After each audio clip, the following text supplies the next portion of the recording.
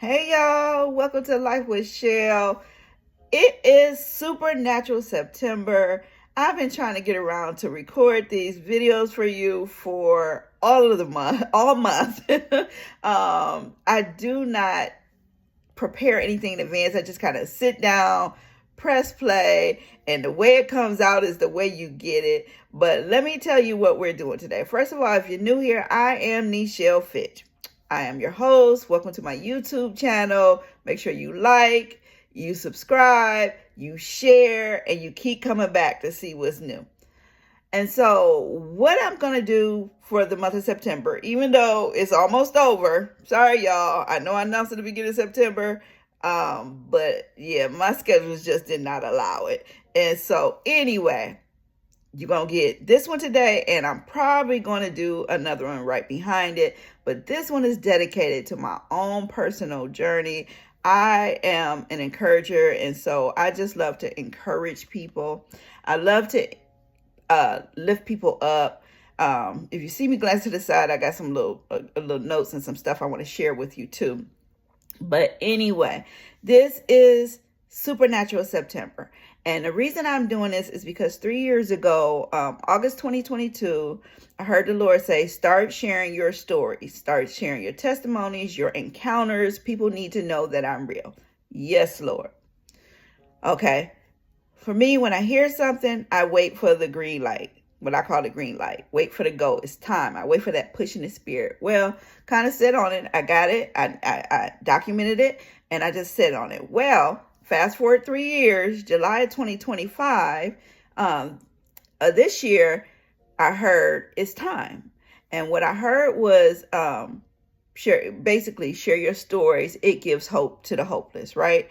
And so I was like, hold this time. I'm thinking it's like 2 years ago. So I had to go find where I had written down the first message. It was actually 3 years ago. So here we are 3 years ago, being obedient to what I was told to do. And starting out in this September, which I think is so fitting, God is so strategic, right? That my journey that I'm going to share today is about my cancer journey, right? And so the type of cancer I had, which I usually don't share, I've never fully told the full story publicly. Let's start there. So this is a first, right? And so the way you get it is the way you get it, because I'm not pushing stop and re-recording nothing. But I did jot down some key points. I don't want to miss anything. I don't want to leave anything out. And I know I wanted to do it early in the month, but I'm doing it now. And I'm going to tell you, I just found out why it didn't work out for me to do it early in the month is because some dots was just connected for me, where I was going to finish this video and then record another one about 3 separate instances regarding other people. But just before I push play, Holy Spirit said, nope, pull that one out that you're going to do for the second recording and tie it into this one. And then on top of that, I just recently learned that September, one of the awarenesses of September is Gynecologic Cancer Awareness Month. So God is so strategic. Here, I thought I was behind. Like, Father, September almost over. I ain't recorded nothing. But it all is working out for the good. So let me give you a little background of how I came about learning that I even had cancer. I was 28 years old, very young, 4 small children, still brand new to a city where I didn't have anybody, didn't know anybody, really. And so I find out, I go to my research with Job and Family Services, where, I'm raising my children. I am working, and but it wasn't enough to raise these children by myself, raise my babies by myself, right? So I needed help from the system. So I was getting medical. And I go to my research and I find out I am now making 50 cents too much. Now I think back then I probably was making like $5.75 an hour. Yeah, that's how long ago that was.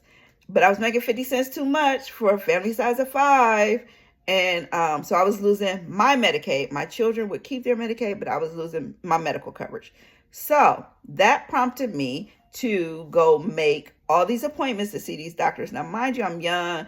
I didn't understand the importance of, now my children went to their regular appointments. I didn't really do that for me.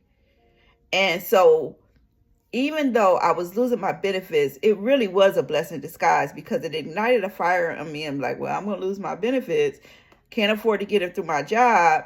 Let me make these appointments. And so I made my regular physical appointment. I made an appointment with the dentist. I made an appointment with a GYN, right? So I go to all these appointments. I get it all in before June 30th. July hits, and I was like, well, I didn't get any bad reports from any doctor. I must be good. Let me tell y'all. 2 weeks into July, I get a call at work from a physician, and they said to me, I'm at work. I get called to the office. We found something that looks cancerous. We believe it to be cancer. Y'all, my biggest fear was cancer.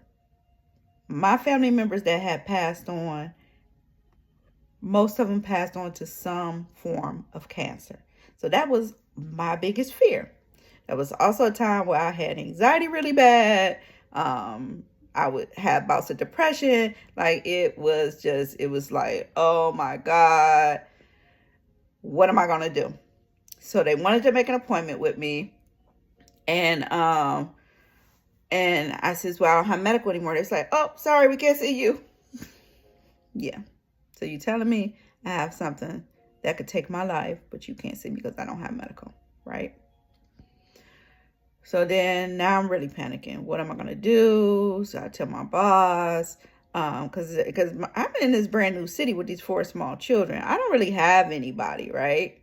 And so, but I know this was the catalyst of my faith. Living in faith every day, I'm pretty sure primarily was birthed out of this. And so, so she gave me some ideas, some suggestions, and I kept making calls, and I was calling clinics and free clinics and places that would see you on a sliding fee scale, and I couldn't get in, or the hours wouldn't work. Back then, way back then, people weren't as flexible with you with your family life, your home life. And so it was like, if you can't get in, or you can only go on your lunch break, well, that's an hour, And so I was really having a hard time, but I got to keep working because I got to take care of my children. But if something happened to me, who's going to take care of my children? I was really having a time. So finally, one of the referrals that my boss recommended was at one of the local hospitals, and they had a clinic. But you had to go sit there. You had to be there at a certain time, and you had to sit there, and hopefully you'll get called. She was kind enough to say you can take a half day, but you have to come back and cover your classroom for the second half of the day. I was a preschool teacher. And so I had to leave, y'all. Long story short, I had to leave. I was getting ready to be late for work. I had the half day, can't lose my job. And so I didn't get seen.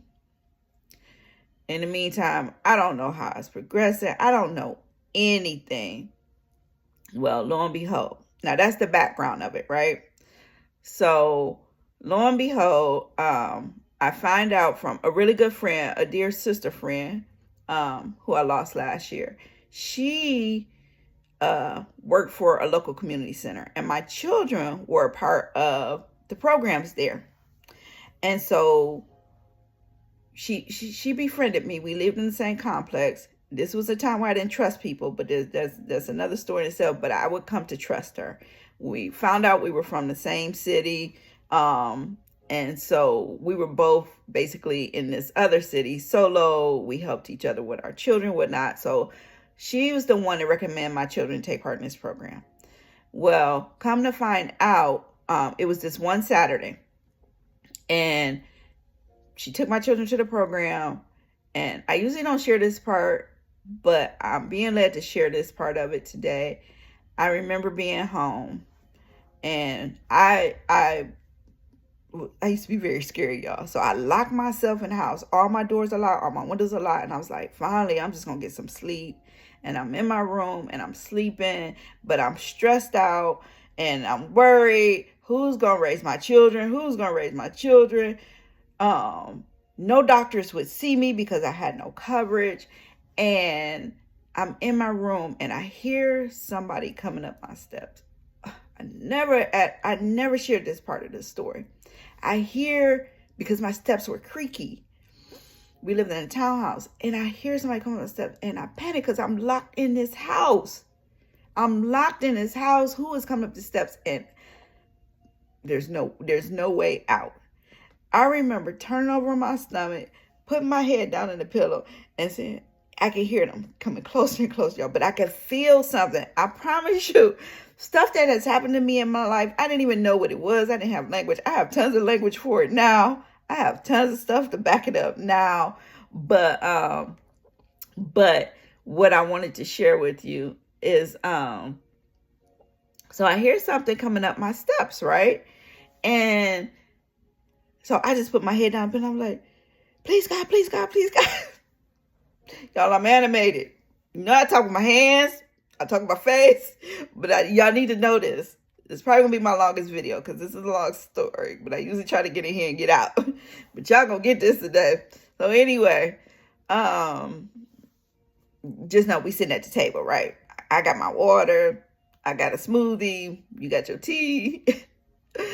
So anyway, something's coming after me. Now I know, I sensed that it was death, but I didn't really know. My family didn't understand the supernatural. They didn't teach it to me. I wasn't, really in the church. I was saved, but it's just, I didn't know.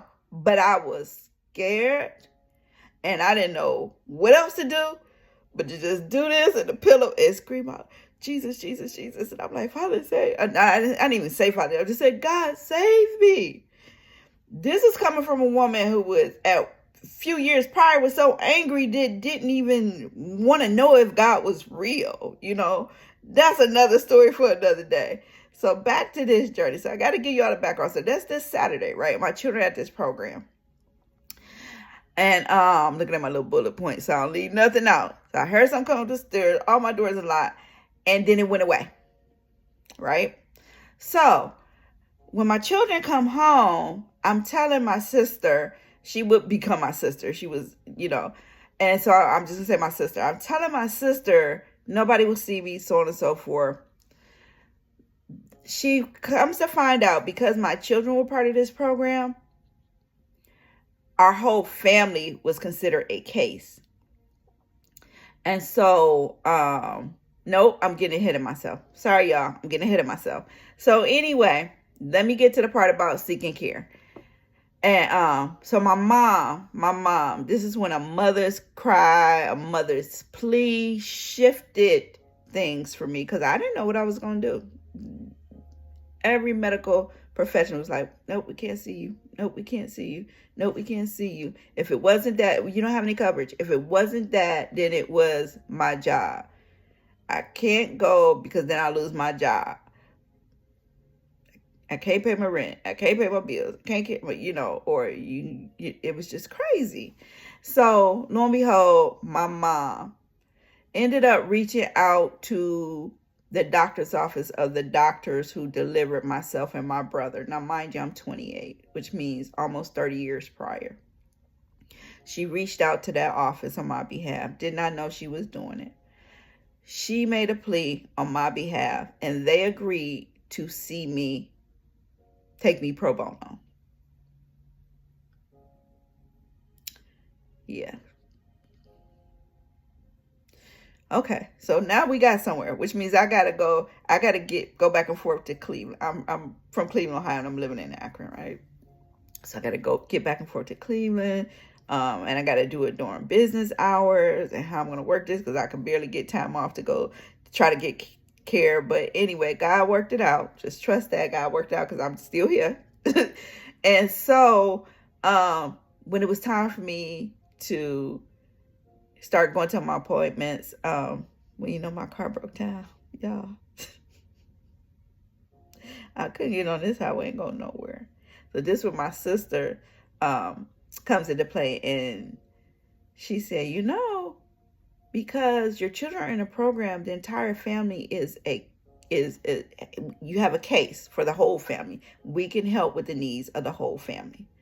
So I wasn't utilizing service, but because I was the mother, the head of the family, and we're considered having a case with this local organization where my children did programming and dance and arts and all that kind of stuff. She was able to secure their van to take me back and forth to my appointments, right? So that's how that went. She was able to secure the van, take me back and forth to my appointments. My job had gotten nicer, so they were allowing me time off to do this. And then it was time for surgery. Now, mind you, all I got was the call from that one doctor's office said, hey, we think we found cancer. So I have surgery. The doctors do it. They come and they say, hey, it was for sure cancer. And we got it all. Come on, y'all. It was for sure cancer. And they got it all.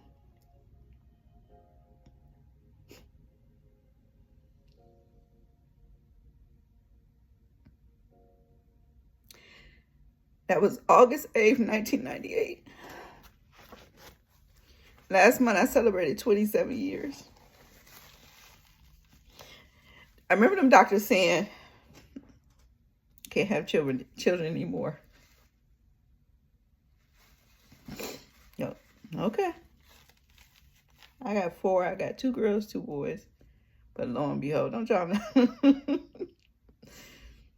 July 2020, I will have my 5th baby, my Grace baby, my Miracle baby.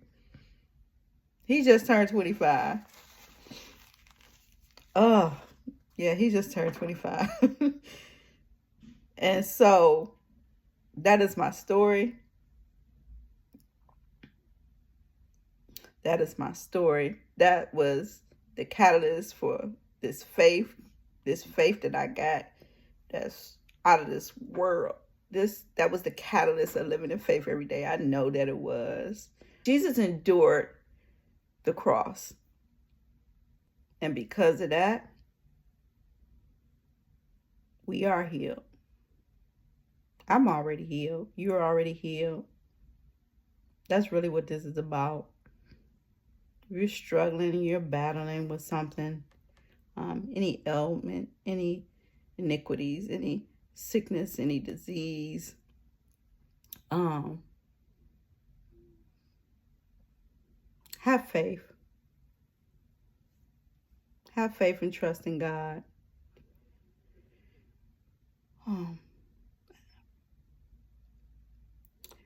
I have something I say.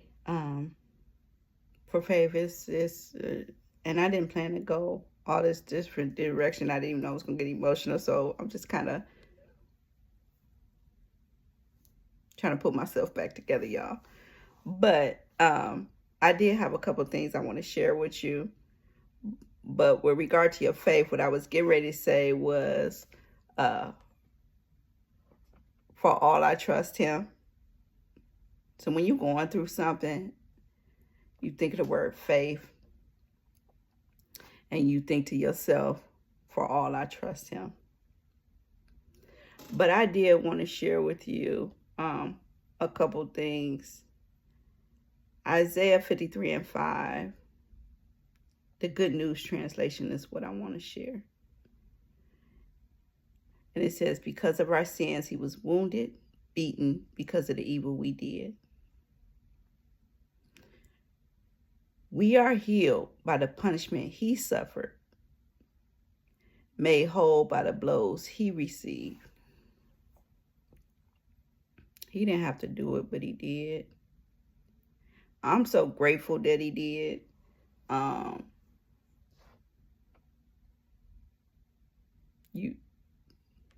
We're already healed.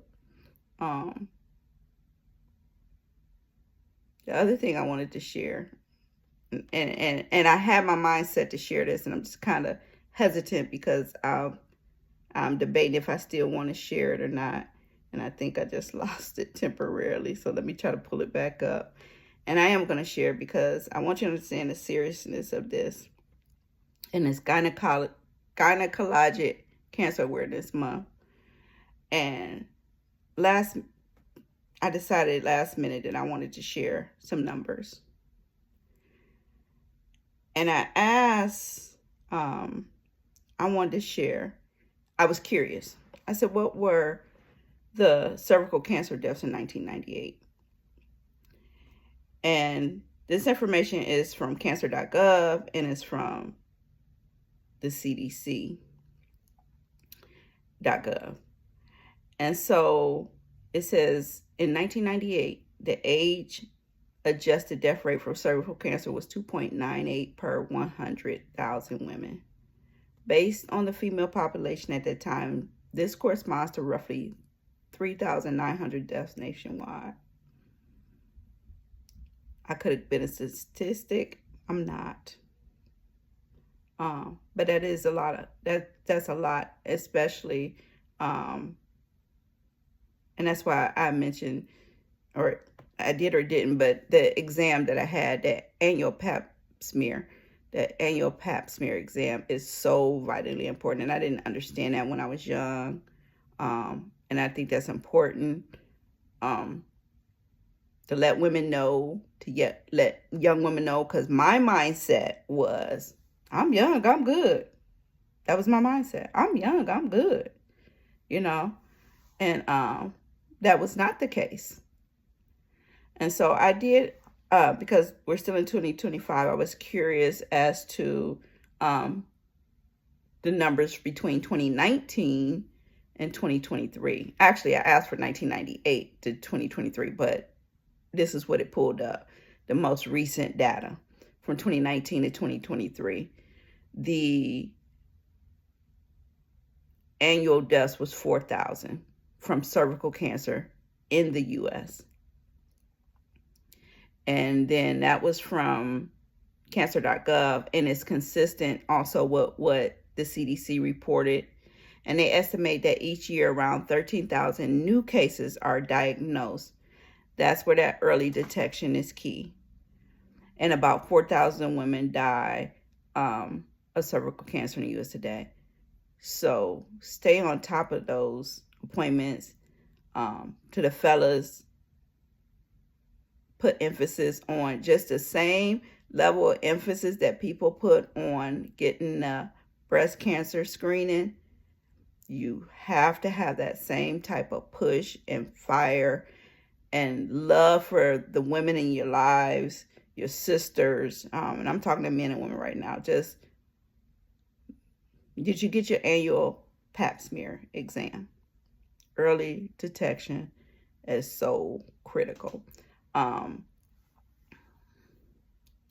But that's my story. But guess what, y'all? Remember I told y'all last minute, just before I got on here, the Lord told me to tie in another story to this that I actually was going to share on my second recording. And so let me tell you what else came out of this.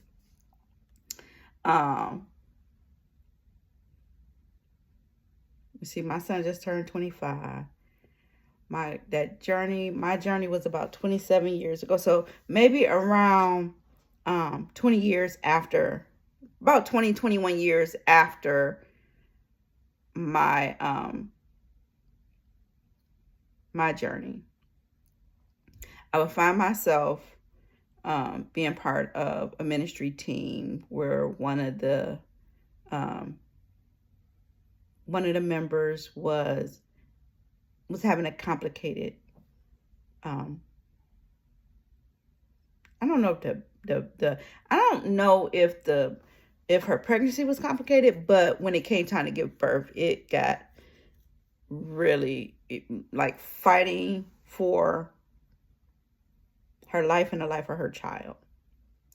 And those of us in the group chat on just to separate, like the leadership team, got the alert. We didn't get a lot of detail, but we got enough detail. We knew it was serious. And I remember being at home. I think I was already off of work or something. And I felt it. Oh, I felt what she was going through. And I panicked a little bit. And I remember saying out loud, Father, they saying, pray, pray, pray. And I just felt like everything in me, I should be doing something different. But I didn't know what. Now, I know I ain't looking at y'all. I keep looking off. And that's because I get visions. I get visuals.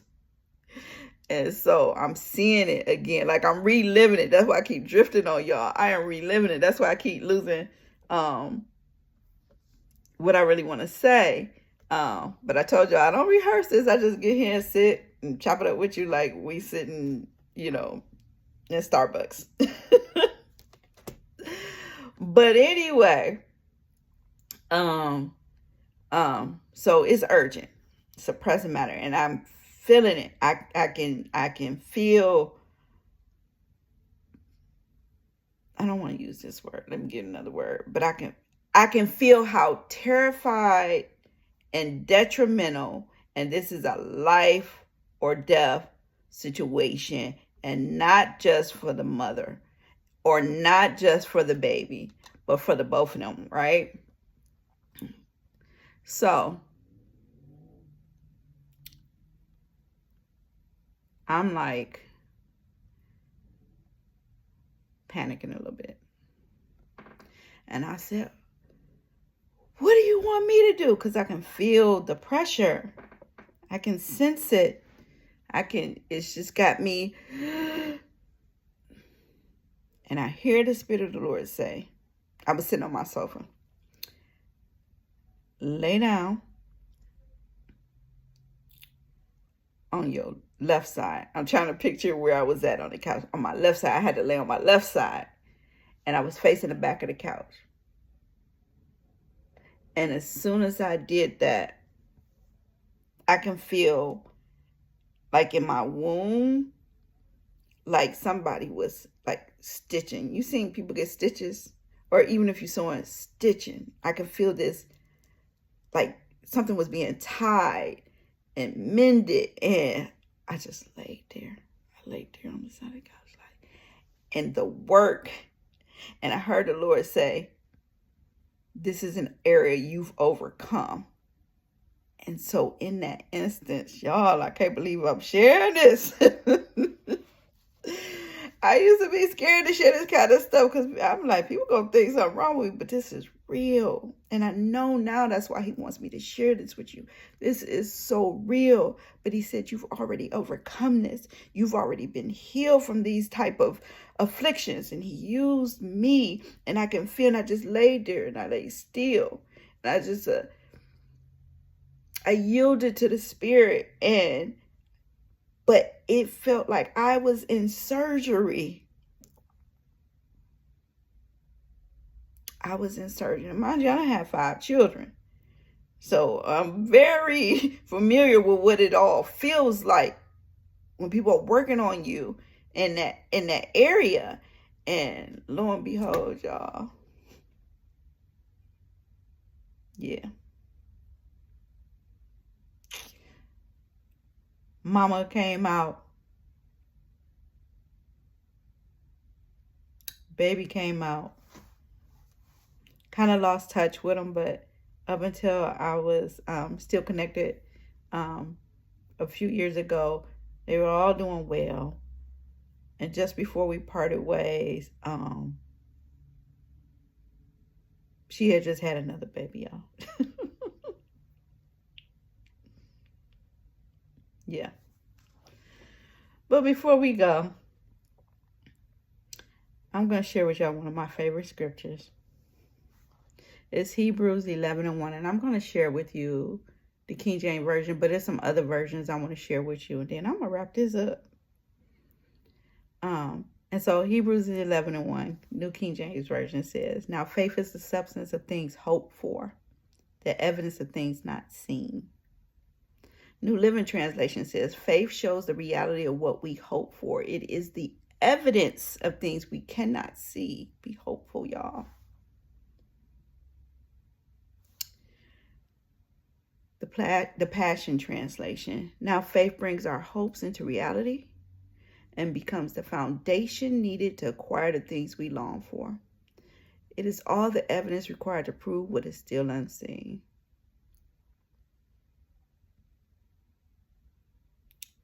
This is Supernatural September. Hope for the hopeless. Y'all, I pray that my journey and me tying in the other the other story into this and just kind of letting you know and then sitting here before you being the evidence. Y'all, I believe in miracles. I believe in miracles. I've seen and experienced too many before I even knew what they were. I just knew no human on earth could possibly do some of the stuff that I've encountered or seen. But I'm gonna come back. I'm gonna come back. I'm gonna share some more stories with y'all.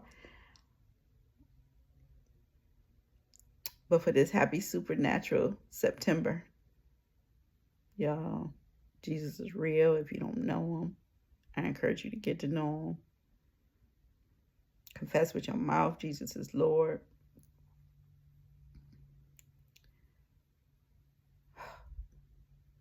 Y'all, I'm full. I really did it. I shared the full story, beginning to end. Even y'all even got a bonus. Y'all got a couple bonuses. By that miracle child of mine, and then the other mom and baby and family, and yeah. So be encouraged, y'all. If you believe in God for healing, know that he endured on the cross for us and our sins, and because of that, we are already healed. Get your hope up. Get your hope up. Get your faith up. Remember, faith is for all. I trust him. Whatever you believe in him for.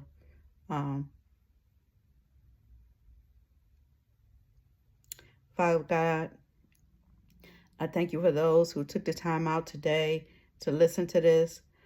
Father, for those who believe in for a miracle, for those who believe in for a loved one, for those who are standing in the gap, Father, I ask you to strengthen them, lift them, touch them, lead them, and guide them. Let them know that you are with them, that you will never leave nor forsake them.